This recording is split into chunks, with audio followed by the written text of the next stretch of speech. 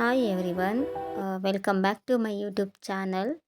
So finally ಇವತ್ತು ನಾನು ನನ್ನ ಒಂದು ಯೂಟ್ಯೂಬ್ ಚಾನಲಲ್ಲಿ ನನ್ನ ಫಸ್ಟ್ ವ್ಲಾಗನ್ನು ಅಪ್ಲೋಡ್ ಮಾಡ್ತಾ ಇದ್ದೀನಿ. ಸೊ ಇದು ನನ್ನ ತುಂಬ ದಿನದ ಕನಸಾಗಿತ್ತು. ಫೈನಲಿ ನನ್ನ ಒಂದು ಯೂಟ್ಯೂಬ್ ಚಾನಲಲ್ಲಿ ನನ್ನದೇ ಆದ ವ್ಲಾಗ್ನ ಸ್ಟಾರ್ಟ್ ಮಾಡಿದ್ದೀನಿ. ಸೊ ಇದು ನನ್ನ ತುಂಬ ದಿನದ ಕನಸಾಗಿತ್ತು. ಸೊ 4 ಜನ ಏನಂತಾರೆ, ಅವ್ರೇನಂತಾರೆ, ಇವ್ರೇನಂತಾರೆ ಅಂತ ತುಂಬ ದಿನ ವೆಯ್ಟ್ ಮಾಡಿದ್ದೀನಿ. ಸೊ ಫೈನಲಿ ಇವತ್ತು ವ್ಲಾಗ್ನ ಅಪ್ಲೋಡ್ ಮಾಡ್ತಾ ಇದ್ದೀನಿ. ಹೆಲ್ತ್ ಇಶ್ಯೂಸ್ ಇದ್ದರೂ ಕೂಡ ನಾನು ವ್ಲಾಗ್ನ ಇವತ್ತೇ ಅಪ್ಲೋಡ್ ಮಾಡಬೇಕು ಅಂತ ಡಿಸೈಡ್ ಮಾಡ್ಕೊಂಡು ಮಾಡ್ತಾಯಿದ್ದೀನಿ. ಸೊ ನನಗೆ ತುಂಬ ಜನ ವ್ಲಾಗ್ ಮಾಡಬೇಕು, ಡಿಗ್ರಿ ಮುಗಿಸಿದ್ದೀವಿ, ಮನೇಲಿದ್ದೀವಿ, ಮಗು ಇದೆ, ಕೆಲ್ಸಕ್ಕೆ ಹೋಗೋಕ್ಕಾಗಲ್ಲ ಅನ್ನೋರೆಲ್ಲ, ಯೂಟ್ಯೂಬ್ ಸ್ಟಾರ್ಟ್ ಮಾಡಬೇಕು ಅಂದ್ಕೊಂಡವರೆಲ್ಲ ಸೊ 4 ಜನ ಏನಂತಾರೆ, ಅವ್ರೇನಂತಾರೆ, ಇವ್ರೇನಂತಾರೆ, ರಿಲೇಟಿವ್ಸ್ ಏನಂತಾರೆ, ಫ್ರೆಂಡ್ಸ್ ಏನಂತಾರೆ ಅಂತ ಯೋಚನೆ ಮಾಡ್ತಾ ಇರ್ತೀರ. ಸೊ ಖಂಡಿತವಾಗ್ಲೂ ನಾನು ಕೂಡ ಮಾಡಿದ್ದೆ. ಸೊ ಅದರಿಂದ ಏನೂ ಯೂಸ್ ಇಲ್ಲ, ನಮ್ಮ ಕಷ್ಟಕ್ಕೆ ಯಾರೂ ಆಗೋದಿಲ್ಲ. ಹಾಗಾಗಿ ನಿಮಗೆ ಪ್ಯಾಷನ್ ಇದೆ, ನಾನು ವ್ಲಾಗ್ ಮಾಡಬೇಕು, ತುಂಬ ನಾನು ಒಂಚೂರು ದುಡಿಬೇಕು ಅನ್ನೋ ಆಸೆ ಇದ್ದರೆ ಖಂಡಿತವಾಗ್ಲೂ ನೀವು ವ್ಲಾಗ್ನ ಸ್ಟಾರ್ಟ್ ಮಾಡ್ಬೋದು.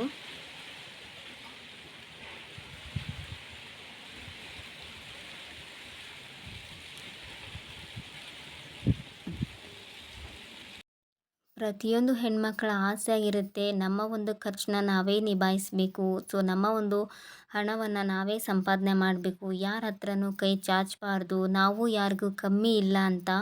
ಸೊ ನನಗೂ ಕೂಡ ಹಾಗೆ ಇತ್ತು. ಪ್ರತಿಯೊಂದು ಹೆಣ್ಮಕ್ಳಿಗೂ ಈ ಥರ ಅನಿಸಿರುತ್ತೆ. ಒಂದು ಮಟ್ಟಿಗೆ ನಾವು ಮದುವೆ ಆದಮೇಲೆ ಕೂಡ ಕೆಲ್ಸಕ್ಕೆ ಹೋಗಿರ್ತೀವಿ. ಸೊ ಆದರೆ ಮಗು ಆದ ನಂತರ ಯಾವುದೇ ಕಾರಣಕ್ಕೂ ನಾವು ಆಚೆ ಹೋಗಿ ಕೆಲಸ ಮಾಡೋಕ್ಕೆ ಸಾಧ್ಯನೇ ಇಲ್ಲ. ಹಾಗಾಗಿ ಸೊ ಇದು ಒಂದು ಒಳ್ಳೆ ಪ್ಲ್ಯಾಟ್ಫಾರ್ಮ್ ಅಂತಲೇ ಹೇಳ್ಬೋದು. ಇವಾಗಿನ ಪ್ರಪಂಚ ಅಂತೂ ಸೋಷಿಯಲ್ ಮೀಡಿಯಾದ ಮೇಲೇ ನಿಂತಿದೆ. ಸೊ ಒಳ್ಳೆ ಆಪರ್ಚುನಿಟಿ ನಮ್ಮಂಥವರಿಗೆಲ್ಲ. ಸೊ ನಾವು ಮನೇಲಿ ಕೂತ್ಕೊಂಡೇ ವ್ಲಾಗ್ ಮಾಡ್ತಾ ದುಡಿಬಹುದು, ನಮ್ಮ ಖರ್ಚುಗಳನ್ನು ನಾವು ನೋಡ್ಕೋಬೋದು, ಹಾಗೆ ಮಕ್ಕಳ ಒಂದು ಸಣ್ಣ ಪುಟ್ಟ ಆಸೆಗಳನ್ನು ಕೂಡ ನಾವು ಈಡೇರಿಸ್ಬೋದು. ಮನ್ಸು ಮಾಡಿದರೆ ನಾವು ಕೂಡ ಒಳ್ಳೆ ರೀತಿಯಿಂದಾನೇ ದುಡಿಬಹುದು. ಸೊ ಒಳ್ಳೆ ಇನ್ಕಮ್ ಇದೆ ಈ ಯೂಟ್ಯೂಬ್ ಚಾನಲಿಂದ ಕೂಡ. 4 ಜನ ಮಾತಾಡ್ಬೋದು, ಇವಳೇನು ಗುರು ವಿಡಿಯೋ ಮಾಡ್ತಿದ್ದಾಳೆ, ಇವಳ ಕ್ಯಾರೆಕ್ಟರ್ ಸರಿ ಇಲ್ಲ. ನಾವು ಮಾಡೋ ಒಂದು ವಿಡಿಯೋದಿಂದ ನಮ್ಮ ಕ್ಯಾರೆಕ್ಟರ್ನ ಅಳಿಯೋಕ್ಕಾಗುತ್ತಾ? ಸೊ ಅಂಥವ್ರ ಮಧ್ಯೆ ನಾವಿದ್ದೀವಿ, ಏನೂ ಮಾಡೋಕ್ಕಾಗಲ್ಲ.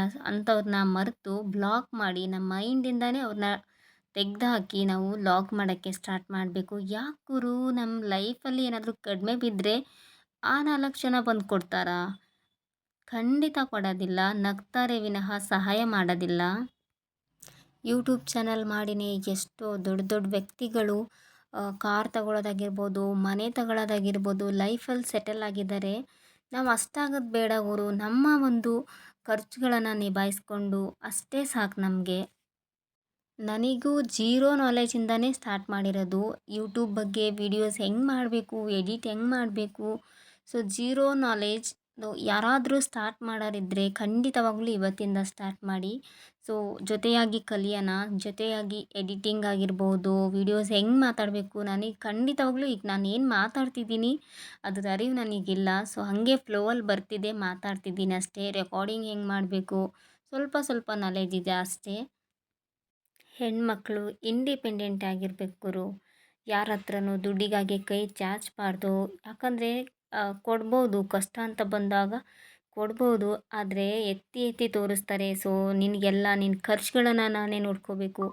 ಫ್ಯಾಮಿಲಿ ಏನೋ ನಮಗೆ ಸಪೋರ್ಟ್ ಮಾಡ್ಬೋದು, ಬಟ್ ಒಂದಲ್ಲ ಒಂದು ವಿಷಯದಲ್ಲಿ ನಮ್ಮ ಮನಸ್ಸಲ್ಲೇ ಅದೊಂದು ಕಳುವು ಇರುತ್ತೆ. ಸೊ ನನ್ನ ಒಂದು ಖರ್ಚುಗಳನ್ನು ಎಲ್ಲ ನಮ್ಮ ಮನೆಯವರೇ ನೋಡ್ಕೋತಿದ್ದಾರೆ, ನಾನೇನೂ ಮಾಡ್ತಿಲ್ಲ, ದಂಡಪಿಂಡ ಥರ ಇದ್ದೀನಿ. ಸೊ ಒಳ್ಳೆ ಎಜುಕೇಷನ್ ಆಗಿದೆ, ಡಿಗ್ರಿ ಮುಗಿಸಿದ್ದೀನಿ, ಆದರೂ ಕೆಲಸ ಇಲ್ಲ ಅಂದಾಗ ಆ ಮನಸ್ಸಲ್ಲಿ ಹೆಂಗಾಗಿರಬೇಡ ಗುರು. ತುಂಬ ಜನ ಹೆಣ್ಮಕ್ಳಿಗೆ ಆಸೆ ಇರುತ್ತೆ, ನಾನು ನನ್ನದೇ ಆದ ಒಂದು ಯೂಟ್ಯೂಬ್ ಚಾನಲ್ನ ಕ್ರಿಯೇಟ್ ಮಾಡಬೇಕು.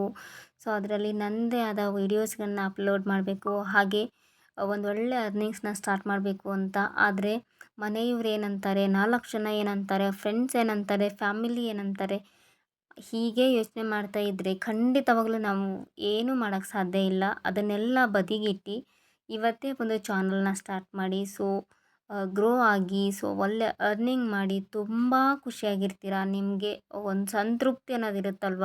ಸೊ ನಾವು ದುಡಿದಿರೋ ದುಡ್ಡಿಂದ ನಾವು ಏನಾದರೂ ಖರೀದಿ ಮಾಡ್ತೀವಿ ಅನ್ನೋದಾದರೆ ಎಷ್ಟು ಖುಷಿ ಪಡ್ತೀವಿ. ಅದೇ ಬೇರೆ ಯಾರೋ ಇಸ್ಕೊಟ್ರೂ ಅಷ್ಟು ಖುಷಿ ಇರಲ್ಲ.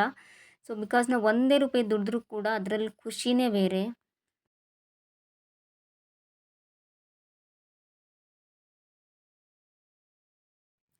ನೀವೆಲ್ಲರೂ ನನಗೆ ಸಪೋರ್ಟ್ ಮಾಡ್ತೀರಾ ಅಂತ ಅಂದ್ಕೊಂಡು ಒಂದು ಲಾಗ್ನ ಸ್ಟಾರ್ಟ್ ಮಾಡಿದ್ದೀನಿ. ಸೊ ನಿಮ್ಮೆಲ್ಲರ ಸಪೋರ್ಟ್ ನನಗೆ ತುಂಬಾ ಮುಖ್ಯ. ಹಾಗಾಗಿ ಎಲ್ಲರೂ ನನ್ನ ಚಾನಲ್ನ ನಿಮಗೆ ಒಂದು ಏನೋ ಎಂಟರ್ಟೈನ್ಮೆಂಟ್ ಸಿಗ್ತಿದೆ, ನಿಮಗೆ ಒಂದು ಖುಷಿ ಇದೆ ಅನ್ನೋದಾದರೆ, ನನ್ನ ಒಂದು ಚಾನಲಿಂದ ನಿಮಗೇನಾದರೂ ಯೂಸ್ ಆಗ್ತಿದೆ ಅನ್ನೋದಾದರೆ ಖಂಡಿತವಾಗ್ಲೂ ನೀವು ಸಬ್ಸ್ಕ್ರೈಬ್ ಮಾಡಿ, ಹಾಗೆ ಕಮೆಂಟ್ ಮಾಡಿ, ಶೇರ್ ಮಾಡಿ.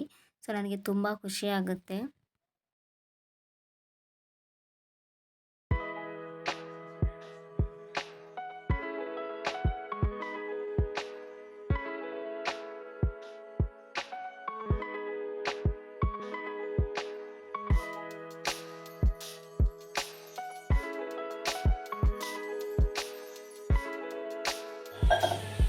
ನನ್ನ ಮಗಳಿಗೆ ಫಿಂಗರ್ ಚಿಪ್ಸ್ ಬೇಕು ಅಂತ ಕೇಳ್ತಿದ್ದ, ಹಾಗಾಗಿ ಹೊರಗಡೆ ಕೊಡ್ಸೋದು ಬೇಡ, ಹೈಜಿನ್ ಆಗಿರಲ್ಲ ಅಂತ ಮನೆಯಲ್ಲೇ ಮಾಡ್ತಿದ್ದೀನಿ. ಸೊ ನಾನು ಅಪರೂಪ ಮಾಡೋದು ಎಣ್ಣೆ ಪದಾರ್ಥನ ನಾನು ಜಾಸ್ತಿ ಯೂಸ್ ಮಾಡಲ್ಲ. ಸೊ ನೀವು ಕೂಡ ಹಾಗೆ ಮಾಡಿ, ಮನೇಲಿ ಜಾಸ್ತಿ ಮಾಡೋಕ್ಕೆ ಹೋಗ್ಬೇಡಿ. ಮಂತಲ್ಲಿ 1 ಟೈಮ್ ಅಥವಾ 2 ಮಂತಲ್ಲಿ 1 ಟೈಮ್ ಮಾಡಿ. ಬಿಕಾಸ್ ಎಣ್ಣೆ ಪದಾರ್ಥನ ನಾವು ಜಾಸ್ತಿ ತಿನ್ನಬಾರ್ದು, ಹೆಲ್ತಿಗೆ ಒಳ್ಳೆಯದಲ್ಲ. ನಾನು ರೆಸಿಪೀಸ್ನ ಶೇರ್ ಮಾಡಿಲ್ಲ, ಬಿಕಾಸ್ ನಾನೇನು ಅದರಲ್ಲಿ ಅಡುಗೆಯಲ್ಲಿ ಅಷ್ಟೊಂದು ಒಳ್ಳೆ ಕುಕ್ ಏನಲ್ಲ. ಸೊ ಹಾಗಾಗಿ ಮಾಮೂಲಿ ಎಲ್ರಿಗೂ ಗೊತ್ತಿರುತ್ತಲ್ವ, ಹಾಗೆ ಮಾಡಿದ್ದೀನಿ. ಸೊ ಕ್ರಿಸ್ಪಿಯಾಗಿ ಬಂದಿದ್ದು ತುಂಬಾ ಇಷ್ಟ ಆಯಿತು. ನನ್ನ ಮಕ್ಕಳು ಖುಷಿ ಪಟ್ಕೊಂಡು ತಿಂದರು.